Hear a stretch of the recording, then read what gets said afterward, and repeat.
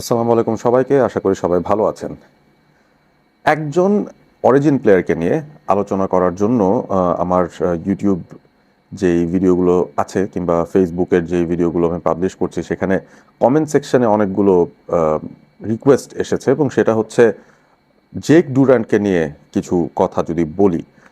জেক ডুরান্টের যে বিষয়টা আসলে তাকে নিয়ে এর আগে আমি কখনো ভিডিও বানাইনি বা তাকে নিয়ে আলোচনা করিনি। তার মূল কারণটা এটাই ছিল যে আমার কাছে মনে হয়েছে যে he is a very much future prospect, যাকে নিয়ে আসলে এই মুহূর্তে হয়তো খুব ফলপ্রসূ আলোচনা করা যাবে না। তবে তার ট্যালেন্টের ব্যাপারে যারা যারা জানেন না তাদেরকে অন্তত ইনফর্ম করার কাজটা ডেফিনেটলি আমি করতে পারি। জেক ডুরান্টের যে বিষয়টা সেটা হচ্ছে যে তিনি তার মায়ের দিক থেকে বাংলাদেশের সঙ্গে সম্পৃক্ত আছেন। তার মা বাংলাদেশী এবং সেভাবে করেই কিন্তু তিনি বাংলাদেশের সঙ্গে রিলেটেড আছেন, তার নারীর টান রয়েছে সেই জায়গাটায়। তবে জেক ডুরান্ট তিনি ছোটবেলা থেকেই তার জন্ম ইংল্যান্ডে, তার বেড়ে ওঠা ইংল্যান্ডে এবং নিউ ক্যাসেলে তিনি একেবারেই ইউথ লেভেল থেকে খেলতে খেলতে তাদের যে আন্ডার 18 লেভেল সেখানেও তিনি গত বছর পর্যন্ত খেলেছেন এবং এই বছর তিনি আন্ডার 21-এর হয়ে খেলবেন নিউ ক্যাসেল দলের এবং দুটো পার্টিকুলারলি বড় বড় কম্পিটিশনে তিনি খেলবেন এবং একটা হচ্ছে ডেফিনেটলি PL2, যেটাতে ফারহান আলী ওয়াহিদ ইতিমধ্যেই খেলে ফেলেছেন ফুলহামের হয়ে, সেটা আমরা জানি দেখেছি এবং কিউবা মিচেলও এর আগে কিন্তু খেলেছিলেন। সুতরাং এই PL2 লেভেলটা ইয়াং অরিজিন ফুটবলারদের মধ্যে বেশ কয়েকজন যে নামগুলো উঠে আসে তার মধ্যে অবশ্যই জেক ডুরান্টের নামটাও উঠে আসছে এবং তার যে ট্যালেন্টটা সেটা প্রডিক্যাল ট্যালেন্ট। তিনি স্কলারশিপ পাওয়া, নিউ ক্যাসেলের যেই স্কলারশিপটা দেয়া হয় ফর অ্যাসপায়ারিং ট্যালেন্টেড ফুটবলার্স, তাদেরকে তাদের একাডেমিতে রেখে দেওয়ার জন্য যে কাজটা করতে হয়, ফার্স্ট যে প্রফেশনাল কন্ট্রাক্টটা সেটাও তিনি পেয়ে গেছেন নিউ ক্যাসেলে এবং তিনি যেটা বলছি যে আন্ডার 21 টিমের সঙ্গে খেলবেন এই মৌসুমটায় PL2 এবং দুটো ইম্পর্টেন্ট কম্পিটিশন খেলছেন, PL2 এক এবং ইউথ চ্যাম্পিয়ন্স লিগ যেটা হয় সেখানেও কিন্তু তিনি নিউ ক্যাসেলের হয়ে রিপ্রেজেন্ট করবেন, কারণ নিউ ক্যাসেল ইউথ চ্যাম্পিয়ন্স লিগটায় পার্টিসিপেট করছে এবার। সো ফ্যান্টাস্টিক অপরচুনিটি জেক ডুরান্টের জন্য, তার ক্যারিয়ারের সামনের পথটার যেই জায়গাটা আছে সেইখানে। এবং জেক ডুরান্ট আসলে আমি বলবো যে হামজা চৌধুরী যে লেভেলের হাইপ নিয়ে বাংলাদেশে এসেছিলেন, probably the best athlete, the best product that Bangladesh has ever produce, তিনি যখন থেকে বলেছেন যে আমি বাংলাদেশের হয়ে খেলবো, তারপর যদি এমন একটা নাম নিয়ে খুব এক্সাইটেড হতে হয় যার ট্যালেন্টটা আসলে ওই ওয়ার্ল্ড ক্লাস লেভেলের দিকে যেতে পারে এরকম একটা ইন্ডিকেশন পাওয়া যায়, তিনি হচ্ছেন জেক ডুরান্ট।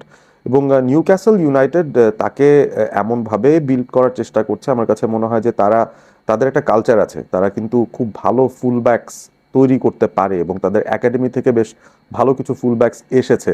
সবচেয়ে রিসেন্টলি যাকে নিয়ে সবচেয়ে বেশি আলোচনা হচ্ছে নিউ ক্যাসেল ইউনাইটেডের, তিনি হচ্ছেন লুইস হল।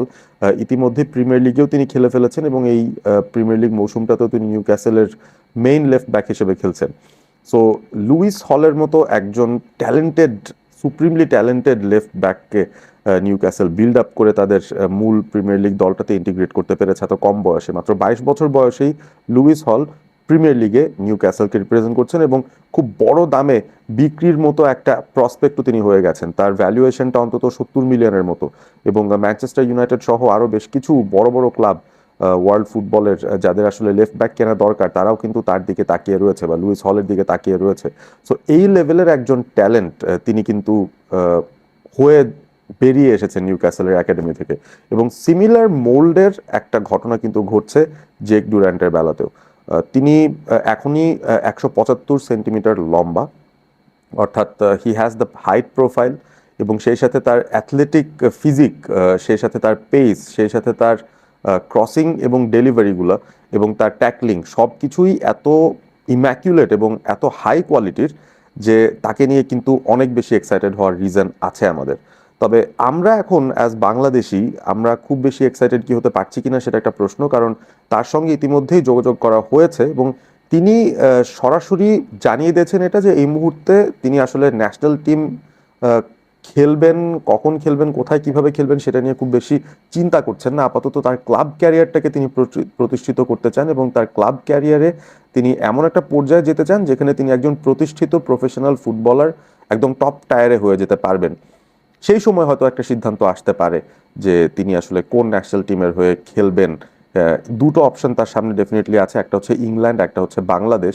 তবে ব্যাপারটা হচ্ছে যে তিনি যেই কোয়ালিটির পোটেনশিয়াল নিয়ে অলরেডি PL2-তে খেলবেন বা এই বয়সে এসেই তিনি যেভাবে নিউক্যাসেলের আন্ডার 21 লেভেলে সংযুক্ত হচ্ছেন as one of the 4 players যাদেরকে নিউক্যাসেল প্রফেশনাল কন্ট্রাক্টটা দিয়েছে, স্কলারশিপটা দিয়েছে, তার জন্য কিন্তু আসলে ইংল্যান্ডের স্বপ্ন দেখাটা খুব বেশি অবাক করা ব্যাপার হবে না আমার কাছে যেটা মনে হয় আর কি। তিনি আসলে ইংল্যান্ডে খেলার জন্য যোগ্য হয়ে থাকলে এবং ইংল্যান্ড যদি তাকে অফার করে বসে তাদের এজ লেভেলে খেলার জন্য কিংবা তাদের ন্যাশনাল টিমের জন্য ভবিষ্যতে, তিনি আসলে সেই অফারটা ডেফিনেটলি গ্রহণ করবেনই।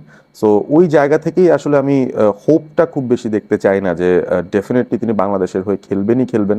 ডেফিনেটলি তার বাংলাদেশের সঙ্গে যে লিঙ্কেজটা আছে তার মায়ের সূত্রে, ওই জায়গাটাতে একটা পজিটিভ দিক আছে যে সরাসরি তার প্যারেন্টসদের মধ্যে একজনই বাংলাদেশের সাথে রিলেটেড। সো তার জন্য আসলে বাংলাদেশের হয়ে খেলাটা প্রসিডিউরাল দিক থেকে খুব বেশি কঠিন হবে না, যেটা কাইন্ড অফ লুই ওয়াটসন কিংবা আমরা নোয়া ওয়াটসনের ক্ষেত্রে দেখছি যে তাদের প্যারেন্টসরা সরাসরি বাংলাদেশি না, বাট তার দাদার দিক থেকে তারা আসলে বাংলাদেশের সাথে রিলেটেড। সো সেই হিসেবে একটা ব্যাপার চলে আসে। বাট এইটা কিন্তু জেক ডুরান্টের ক্ষেত্রে হবে না। সরাসরি তার মায়ের মাধ্যমেই তিনি যে বাংলাদেশের সঙ্গে লিঙ্কটা তৈরি করে রেখেছেন, সেই জায়গাটায় কিন্তু তার জন্য বাংলাদেশের হয়ে খেলাটা খুব বেশি কঠিন না, শুধুমাত্র একটা সিদ্ধান্ত জানানোর ব্যাপার। তবে জেক ডুরান্ট যদি বাংলাদেশের হয়ে খেলতে রাজি হন, আমার মনে হয় না যে তার এইজ প্রোফাইল বিবেচনা করে তাকে আন্ডার 20 লেভেলে বা এখন যেহেতু তিনি 19 বছর বয়সী, এই লেভেলে তাকে হয়তো আর চিন্তা করা হবে না। তিনি যদি এখনই বলেন, আগামীকালই বলেন যে আমি বাংলাদেশের হয়ে খেলতে চাই, তাহলে ডেফিনেটলি তিনি ন্যাশনাল টিমে ইজিলি চান্স পেয়ে যাবেন। এবং সেটা যদি হয়ে থাকে তাহলে বাংলাদেশ একজন proper left footed left back plus যিনি সেন্টার ব্যাক পজিশনেও খেলতে পারেন, লেফট সেন্টার ব্যাক পজিশনে, এরকম দুটো পজিশনের জন্য অসাধারণ একজন ফুটবলারকে পেয়ে যাবে। তার যে পেস আছে, তার যে ডেলিভারি দেওয়ার ক্ষমতা রয়েছে, তিনি যে পরিমাণ অ্যাটাকিং প্রাওয়েসটাও নিয়ে আসেন অন দ্য বল, তিনি আসলে উইং ব্যাক পজিশনেও খেলতে পারেন। সো তার এই এক্সট্রিম কোয়ালিটিটা বাংলাদেশ কোনোদিন তার এই সার্ভিসটা পাবে কিনা সেটা আমি এখনো নিশ্চিত হয়ে বলতে পারছি না। ডেফিনেটলি তার ক্যারিয়ার প্রোগ্রেশনটার দিকে আমাদের নজর থাকবে এবং জেক ডুরান্টের উত্তর সাফল্য আমরা কামনা করব। তবে এরই সাথে আমাদের স্কেপটিক্যালও থাকতে হবে যে ইংল্যান্ড যেন তাকে আবার কোনো সময় তাদের দলে ডেকে না ফেলে, কারণ ইংল্যান্ড যদি ডেকে ফেলে তাহলে মোস্ট লাইকলি জেক ডুরান্ট হয়তো ইংল্যান্ডের হয়ে খেলতে চাইবেন। বাংলাদেশের হয়ে খেলার জন্য বেশ কিছু অপশনস তার দরজা ডেফিনেটলি খোলাই রয়েছে, তবে তিনি তার ক্লাব ক্যারিয়ারের আগে ফোকাস করতে চান। তারপর হয়তো বাংলাদেশ ন্যাশনাল টিমে খেলবেন নাকি ইংল্যান্ডের হয়ে খেলবেন সেই বিষয়ে সিদ্ধান্ত তিনি হয়তো একটা পর্যায়ে নিতে পারবেন। বাট অবশ্যই আমরা আমাদের অরিজিন ফুটবলারদের শুভকামনা জানাই এবং তাদের প্রোগ্রেসটা আমরা আসলে দেখব আপাতত দূর থেকেই। তবে যদি কোনো দিন তিনি বাংলাদেশের জন্য কমিট করেন তাহলে তো সেটা আমাদের জন্য বিরাট বড় একটা খুশির দিন হবে এবং আমাদের টিমের কোয়ালিটিটা অনেকাংশে বৃদ্ধি পাবে, কারণ আমরা একজন প্রডিজিকে হয়তো আমাদের দলে ভেরাতে পারবো যার একটা ওয়ার্ল্ড ক্লাস অ্যাবিলিটিতে যাওয়ার পোটেনশিয়াল রয়েছে। ভালো থাকবেন সবাই, সাবস্ক্রাইব করবেন অল স্পোর্ট এবিপি এবং অবভিয়াসলি জেক ডুরান্টকে নিয়ে আপনাদের কি মতামত সেটাও জানিয়ে দিতে পারেন কমেন্ট করে। তার প্রতিভার ব্যাপারে যেই ধারণাটা আমরা পাচ্ছি সেইটার ব্যাপারে আপনারা আসলে কি ভাবছেন, নাকি ওভার রেটেড, সেটাও আপনারা কমেন্ট করে জানিয়ে দিতে পারেন। ভালো থাকবেন সবাই।